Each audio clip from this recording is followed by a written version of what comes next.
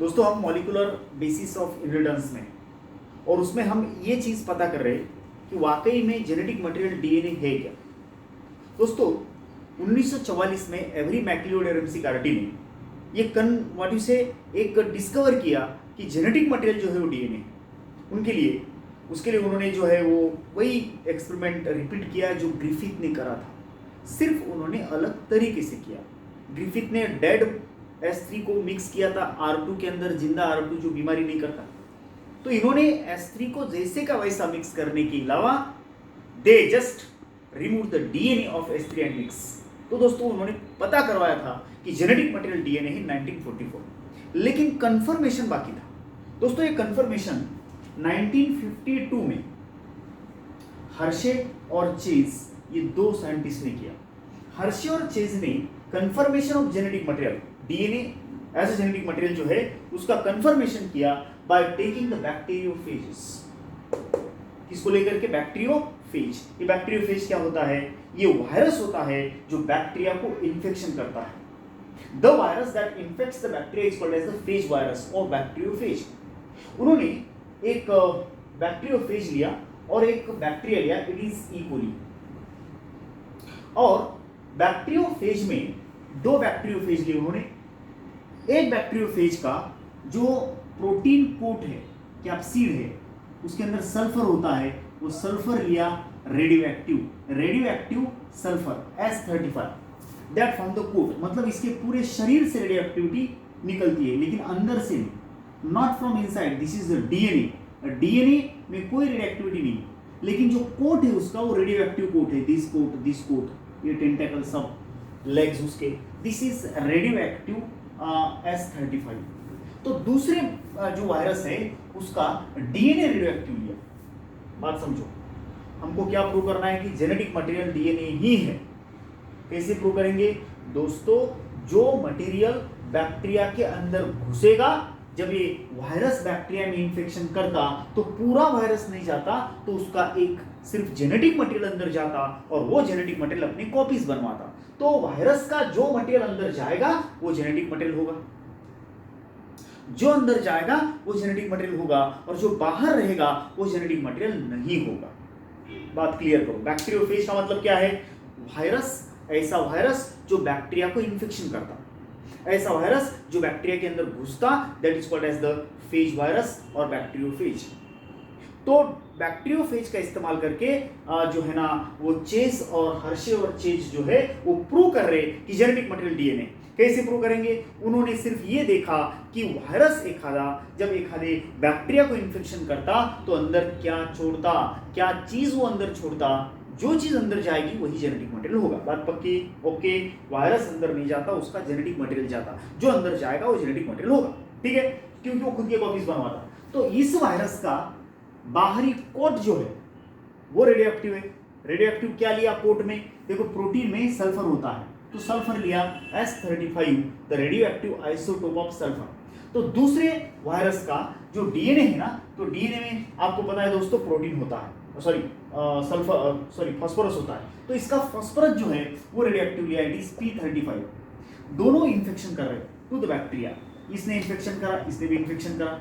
सो infection पहली step है। तो हमें पता नहीं कि अंदर क्या छोड़ा। इसने भी कुछ तो अंदर डाल दिया है और इसने भी कुछ तो अंदर डाल दिया है, बाहर कुछ रिमेनिंग है। तो हमने किया blending in a blender. Blender का मतलब एक ऐसा इंस्ट्रूमेंट, एक मशीन जो इनको जो है वो मिक्सअप करती है। पहले इसका भी ब्लेंडिंग की और इसका भी ब्लेंडिंग की। जब ब्लेंडिंग करे तो दोनों चीजें अलग हो गई, ये बैक्टीरिया और ये खाली वायरस के पॉकेट, क्योंकि असली माल जो था वो अंदर गया। असली माल बोले तो जेनेटिक मटेरियल। अब दोनों के साथ में हमने सेंट्रीफ्यूगेशन किया, मतलब उसको घुमाया। पहले मिक्सिंग किया, बाद में घुमाया। जब घुमाते हैं ना तो अलग हमें सुपरमैन जो लिक्विड है वो मिलता है और बैक्टीरिया की बॉडीज अलग मिलते हैं। तो ये वायरल पॉकेट्स अलग हो गए, बैक्टीरियल पॉकेट अलग हो गए। तो दोस्तों इस केस में जो पहली वाली केस है, इस केस में रेडियो एक्टिविटी इन पॉकेट से आ रही है। S35 ये लिया था हमने रेडियो एक्टिव सल्फर, इसका मतलब ये पॉकेट अंदर नहीं गया। बात सही है? पॉकेट अंदर गया होता तो रेडियो एक्टिविटी अंदर से आती थी, पॉकेट तो बाहर रहा। पॉकेट किस चीज का है? प्रोटीन का है। इसका मतलब प्रोटीन जेनेटिक मटेरियल नहीं है। तो क्या बचा? वायरस के पास तो दो ही चीज होती है, एक होता है उसका प्रोटीन और उसका होता है डीएनए। डीएनए और प्रोटीन के अलावा कुछ तो होता ही नहीं है। तो प्रोटीन तो बाहर रुका, प्रोटीन बैक्टीरिया के अंदर नहीं गया। हमने पहले क्या बोला था कि जो बैक्टीरिया के बॉडी में जाएगा वही जेनेटिक मटेरियल होगा, सही है ना?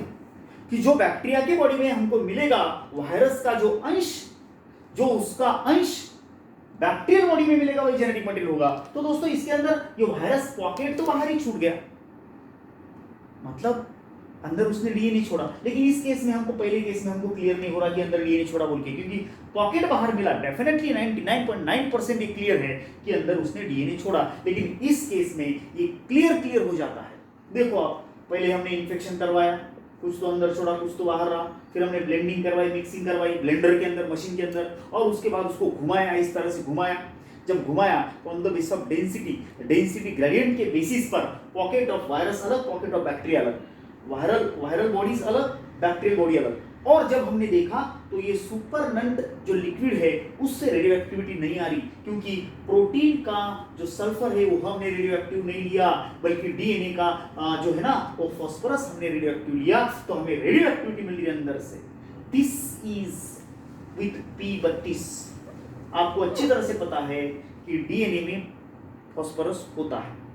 हमने फास्फोरस कैसा लिया था, डीएनए का फास्फोरस कैसा लिया था? Radio active P32 labelled DNA, मतलब ये डीएनए जो है वो रेडियो एक्टिव है। इसके पास P35 ये वाला फास्फोरस है। अब ये फास्फोरस हमें अंदर से मिल रहा है, मतलब वायरस ने अंदर क्या छोड़ा?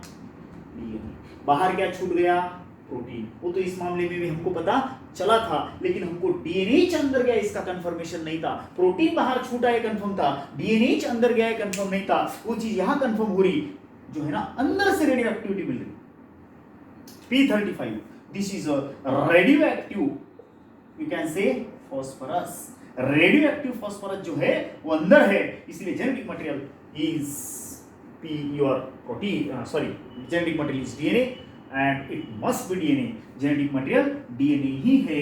ये चीज 1952 के अंदर हर्शे और चेज, इन दो एक्सपर्ट साइंटिस्ट ने कंफर्म करी। डिस्कवर तो भैया एवरी मैक्लोडेक्सिकार्डी ने करी थी 1944 में। कंफर्म किसने करा? हर्शे और चेज ने। कब करा? 1952 में। देखो दो वायरसेस है, उनको बैक्टीरिया को इन्फेक्शन की इजाजत दे दी। पहले केस में P35 रेडियो एक्टिव है जो प्रोटीन के अंदर है, दूसरे केस में P32 रेडियो एक्टिव है जो डीएनए के अंदर है। जो अंदर जाएगा वो जेनेटिक मटेरियल होगा।